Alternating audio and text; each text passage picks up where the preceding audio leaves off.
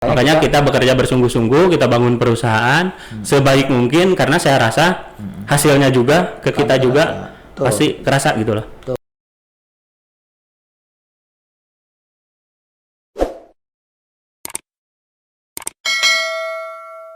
Assalamualaikum warahmatullahi wabarakatuh. Apa kabar sahabat channel? Kita di awal tahun 2021 di bulan Februari ini, udah lewat beberapa hari ini. Mudah-mudahan sahabat channel selalu sehat, banyak rezekinya yang barokah dan ya sehat ya utama ya, sukses di tempat kerja, sukses di bisnisnya, sukses di keluarganya dan semuanya. Kita biasa sahabat channel kita undang tamu-tamu yang jadi sosok-sosok, tokoh-tokoh yang mudah-mudahan bisa menjadi inspirasi bagi kita. Mudah-mudahan perbincangan kita bisa menjadi motivasi, menjadi contoh, menjadi saringan bagi kita. Mudah-mudahan ini ada hal dari obrolan dari tokoh-tokoh tuh, mudah-mudahan satu atau besarnya menjadi masukan bagi cermin lah sahabat bagi kita semua, terutama sahabat channel. Share terus sahabat channel video-video yang kita upload, di like dan subscribe jangan lupa ya untuk membantu kelanjutan J Channel Inspire Watch Podcast. Kita undang, kita hadirkan, kita perkenalkan tamu saat ini, namanya Dede Gunawan. Apa kabar Pak Dede? Kabar sehat Pak. Ya normal lah kita nanya. Pak Dede sekarang umur berapa Pak Dede? Saya usianya di 35 Pak. Tapi kelihatan masih 32 ya? Oh iya. Udah pasti ya itu. Teman-teman pada bilang 30 malah Pak. Ya beda sedikit ya. Jadi saya korting nih. Nih timnya juga nyangka tadi berapa Pak umurnya? Kata 32. Saya bilang 32 ya, nggak ya, bagus lah. Berarti lebih muda ya. Saya lihat kalau kenapa Pak Dede Ami ini kelihatan semangat orangnya, lurus gitu kan. Tapi bicaranya ceplas-ceplos tapi kena gitu ya, untuk motivasi bagi kita semua nih sahabat channel. Kita ingin tahu cerita dari Pak Dede. Pak Dede kuliah tahun berapa beresnya Pak Dede? Saya itu kuliah beres tahun 2008 Pak. Udah lama, 2008 akhir kan ya, akhir. Terus mulai bekerja, langsung bekerja itu di awal 2009. Beda dikit ya. Sekitar berapa, 2 bulan setelah itu saya bekerja. Pekerjaan pertama saya itu di pabrik Pak, di pabrik tekstil di daerah Kopo. Pada saat itu saya sebagai akunting Pak, akunting, dan 3 tahun saya di sana. Kuat juga ya 3 tahun ya? 3 tahun lebih malah. 3 tahun lebih. Setelah itu pada tahun 2012an saya ke BPR Pak, bergabung ke BPR. BPR mana? Itu di BPR di daerah Kopo Pak. Kopo. Di daerah masih Kopo. Dekat kosan ya? Ya betul. Nah, di sana itu kurang lebih 3 tahun juga Pak. 3 tahun. Angka 33 ya? Ya, angka 3. Nah, 2015 akhirnya saya bergabung di BPR Leksi. Sampai sekarang saya di BPR Leksi gitu. Udah 6 tahun ya? Udah ya sekitar kurang lebih 6 tahun. Melewati yang 3 tahun tadi ya? Ya betul Pak. Kan udah 2 kali lipat. 3 tahun udah melewati ya. itu kan. Titik poinnya di situ. Dulu masuk sebagai apa di BPR? Dulu di BPR itu pertama sih akuntansi. Akuntansi. Cuman karena memang ada kekosongan di audit, karena sebelumnya saya di audit internal Pak, di BPR yang sebelumnya, jadi nggak sempat setahun kayaknya. Jadi saya ditarik ke audit internal di BPR Leksi gitu. Sampai sekarang? Sampai sekarang saya di audit internal. Itu apa yang Pak Dede bicarakan? Emang senang di akuntansi atau di audit nih? Saya karena mungkin tadinya dari akuntansi, senang aja di dua-duanya Pak. Nyambung ya? Senang ya, karena semuanya kan nyambung gitu. Kan kalau kerja di perusahaan kemanapun tetap aja ya. Di perbankan. Ya, seperti tadi contoh orang seni tidak suka angkat atau di perbankan. Apalagi kalau Pak Dede kan udah di akuntansi. Senang akuntansi, di audit kan nyambung ya kan itu. Pandemi nih, Pak Dede kan kemarin pandemi nih kita sampai sekarang nih. Terhadap BPR tuh bagaimana kemarin itu? Ada sedikit sih Pak, memang ada sedikit kalau dibilang pengaruh dan performa memang iya ada ya. Kita tidak bisa dipungkiri terkait hal itu, karena kalau lihat dari kredit dan ada sedikit tidak begitu naik signifikan gitu loh, berbeda dengan pada tahun sebelumnya jika kita bandingkan. Dan ternyata setelah kita cek juga, karena terkait dengan dengan permintaan dari OJK, mungkin itu kebutuhannya untuk data statistik Pak, untuk pemerintah. Jadi kan setiap LJK itu diminta untuk melaporkan data nasabah, data debitur yang terdampak oleh COVID ini gitu. Nah, jadi setelah kita cek dan kita langsung konfirmasi ke AO masing-masing, memang banyak Pak, apalagi yang di Purwakarta. Yang di Purwakarta kan memang banyak pabrik ya Pak. Jadi memang pabriknya itu benar-benar terkena gitu loh. Jadi karyawannya itu ada yang sebagian dirumahkan gitu. Terus WFH kan, kalau di pabrik bukan gaji ya, jadi uang hadir lah mungkin gitu. Jadi pendapatan mereka itu sedikit berkurang gitu loh Pak. Nah itu dampaknya ada terhadap BPR juga gitu. Bahkan ada beberapa yang dilakukan restruktur ada beberapa gitu loh.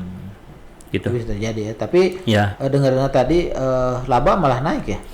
Kalau laba iya Pak, dibanding tahun lalu itu berapa? 850-an kalau nggak salah, saya ingat saya. Setelah diaudit KAP, kalau yang sekarang itu 1,5 Pak, pas 1,5 setelah diaudit KAP gitu. Karena kebetulan KAP kemarin kan baru beres, udah mau final ya, di minggu-minggu ini kayaknya udah mereka kirim nanti LHP-nya gitu. Kan kemarin udah vaksin ya Pak Presiden. Kita semua karyawan BPRM harus siap vaksin kan ya. Dan itu mudah-mudahan bisnis juga jalan ya. Mudah-mudahan ke depan akan bagus. Nih target untuk 2021 bagaimana? Nih padahal kan audit tapi kan di akunting juga ngerti lah itu gimana. Betul. Kalau untuk target sih kelihatannya untuk kredit memang kita bakal lebih bagus kayaknya kalau dibanding dengan tahun ini kelihatannya. Karena untuk pertumbuhan selama 1 bulan maksud saya, di Januari kemarin itu memang sedikit terada naiknya beda gitu loh Pak. Di Desember, Januari ini, di Februari ini udah kelihatan Pak. Karena kalau kita dicek dalam laporan hariannya gitu, jadi setiap pertumbuhan kredit itu kelihatan Pak sedikit meningkat gitu. Jadi mudah-mudahan aja sampai dengan Desember di tahun ini laba perusahaan yang ditargetkan itu sebesar 2M bisa tercapai mudah-mudahan. Harusnya mah dua kali lipat kan ya, gitu. Betul, Pak. Ini karyawan udah berapa Pak dia total? Total itu 50 mungkin ya Pak ya? Berubah ya. 50-an. Itu kan ada orang mencari nafkah di situ ya. Ya betul. Itu. Ya, betul. Makanya pasti saya ingat tempat. Jadi ini tempat cari nafkah kita semua ya Pak Dede ya. Betul. Jadi harus dibangun oleh semua. Betul. Nah, untuk memotivasi teman-teman di kantor Pak Dede apa yang dilakukan? Untuk memotivasi ya sebenarnya mah kita tinggal punya anggapan bahwa kita bekerja di sini, kita menggantungkan hidup di sini, dan hasilnya ya untuk kita juga gitu loh. Kita bekerja di sini kan kita untuk mendapatkan uang, untuk menafkahi ya. Intinya kan ke sana gitu. Kalau bonggolnya bagus, kalau bonggolnya bagus ya jelas gitu. Gitu. Makanya kita bekerja bersungguh-sungguh, kita bangun perusahaan sebaik mungkin, karena saya rasa hasilnya juga ke kita juga pasti kerasa gitu loh. Gitu. Nah ini untuk sahabat channel ini dari seorang muda nih Pak Dede sebagai pemimpin divisi audit ya. Betul Pak. Jadi motivasinya di mana tempat kerja ya harus dibikin bagus, jangan dibuat jelek kan gitu. Karena kalau di perbankan kan ada bukan mitos, anekdot. Kalau ada kesalahan aja, satu aja yang dibuat, apalagi sengaja, itu nggak ketahuan sekarang, nanti ya bisa ya katanya. Betul. Iya betul Pak. Betul Pak. Jadi karena pendokumentasian di perbankan itu kan sangat bagus sekali ya, rapi ya. Saat ini mungkin tidak ketahuan gitu. Saat ini tidak ketahuan, tapi 2 sampai 3 tahun itu bakal ketahuan Pak. Jadi nggak bisa ditutupi gitu. Ya kalau gitu ya. Tidak bisa Pak. Nah, tidak bisa. Gitu ya. Gitu ya. Memang itu prinsip saya juga. Kalau di perbankan tuh memang sehari contohnya ngambil aja ngatur angka aja ya. Ya betul. Tapi nanti muncul bisa gitu ya. Kenapa bisa begitu? Bisa kelihatan. Di samping tadi perbaikan apa di audit atau apa? Untuk apanya Pak? Kalau ketahuan sampai ketahuan lah. Oh, untuk ketahuan itu memang kan muncul di anggap aja kalau di neraca gitu atau laba rugi misalkan. Kan biasanya kan ada angka-angka yang kita anggap abnormal aja gitu. Ya, pertanyaan ya. Ya, nah itu jadi mungkin bisa jadi pertanyaan kalau kita ditelusuri lebih dalam biasanya ya ketahuan gitu loh. Pada ini kan diaudit nih. Mengaudit seluruh cabang. Berapa cabang sekarang? Sekarang itu cabangnya di Purwakarta 1 memang udah dari dulu. Kemudian yang di Jalan Gurame kan sekarang udah cabang Pak. Jadi baru di minggu kemarin itu udah izin operasionalnya udah turun dari OJK dan kita operasionalnya juga kita udah melaksanakan gitu. Jadi sebenarnya kita udah 2 cabang gitu. Tinggal nanti yang di Jalan Jakarta ini mungkin Pak. Terus masih ke kantor kas ya. Betul. Nah, padahal untuk mengingatkan nih sahabat teman-teman di kantor bahwa audit itu bukan musuh tapi partner gitu kan. Bagaimana cara mensosialisasikan ya betul Pak, memang bisa disebut apa ya, saya itu sebagai audit itu bukan untuk memusuhi mereka sebenarnya, menyelamatkan ya, tapi menyelamatkan gitu. Ya menyelamatkan karena saya itu di sistem gitu loh Pak. Saya itu digerakkan oleh sistem, oleh perusahaan, ya saya itu harus lurus, harus seperti ini gitu. Ini jalan yang benar gitu loh. Ini yang harus saya kerjakan di sini gitu loh. Dan teman-teman harus menghargai itu dan harus menjadi cermin ya. Betul. Kalau ada kesalahan ke depan jangan sampai gitu. Apalagi fraud ya. Berbahaya ya. Kalau udah kesalahan administrasi kan bisa diperbaiki, tapi jangan dilakukan kembali kan gitu kan. Katanya sekarang sistem SDM ya udah mulai pakai sistem ya, di samping tadi terus perkreditan katanya kan udah mulai jejak digitalnya kan udah bagus kan berarti ya. Ya kurang lebih nanti kita perbaiki mungkin gitu ya. Nah, harapan Pak Dede nih untuk kan masih muda nih. Bisa sekarang kan aset udah berapa? Kredit lah. Kalau kredit mah sekitar di 30-an, Pak. 30,5 lah gitu. Nah, untuk 5 tahun kredit bakal jadi berapa?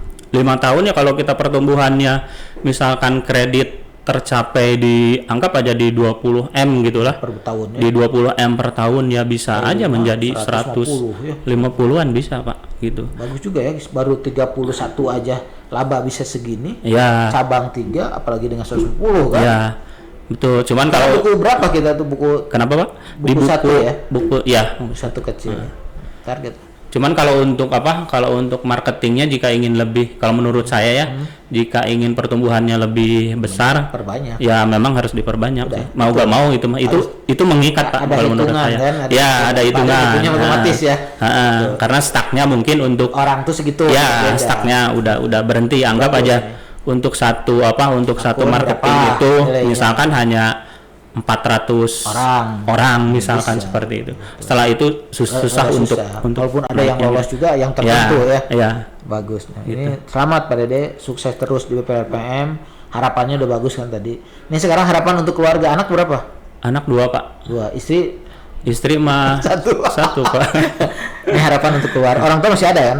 Orang tua dua-duanya dari saya, dari istri juga masih ada. Tinggal di mana orang tua? Kalau orang tua di Cianjur Pak. Cianjur luas kan seperti Cianjur aduh saya rada bingung. Cianjur Garut mana? Cianjur Cidaun Pak. Emang berbatasan itu dengan Garut Pak? Iya, makanya. Iya, selatan banget itu.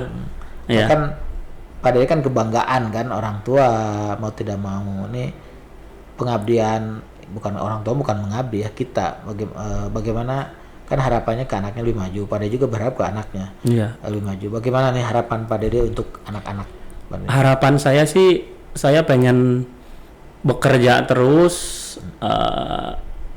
ya bisa menghasilkan uang pendapatan. Ya intinya kan itu untuk nantinya kan anak saya gede mungkin Pak, pengen menyekolahkan dia gitu. Pengen nanti dia menjadi lebih baik dari kita gitu. Biar kehidupannya ya tidak dipungkiri bahwa semakin tinggi kita menyekolahkan anak-anak maka kemungkinan untuk dia berhasil itu menurut saya lebih tinggi juga gitu. Penting doa juga ya. Makanya pada betul tadi fokus kerja, lindungi tempat kerja, kan gitu, bangun tempat kerja. Karena kalau kembali bohong kalau tempat kerja tidak memikirkan kita, kan gitu ya. Oke, terima kasih Pak Dede udah mampir di sini antar kita lanjut kerja Pak Dede. Semangat, ajak teman-teman untuk membangun ya. Dan ini sahabat channel menjadi inspirasi bagi kita semua. Obrolan tadi walaupun singkat, hampir 15 menit nih. Kita yang pengen panjang Pak Dede, cuma waktu kan kita juga pada pasti sibuk ingin bekerja. Lanjut bekerja, besarkan BPLPM nih sahabat channel. Kalau ingin berguru tentang audit akuntansi silahkan kontak Pak Dede di komen yang dengan santun ya. Semoga ini menjadi inspirasi bagi kita semua. Terima kasih Pak Dede udah sama-sama Pak. Sampai jumpa sahabat channel di acara lain. Terus like, subscribe, share channel video-video yang kita upload. Terima kasih, sampai jumpa dengan tamu lainnya. Assalamualaikum warahmatullahi wabarakatuh.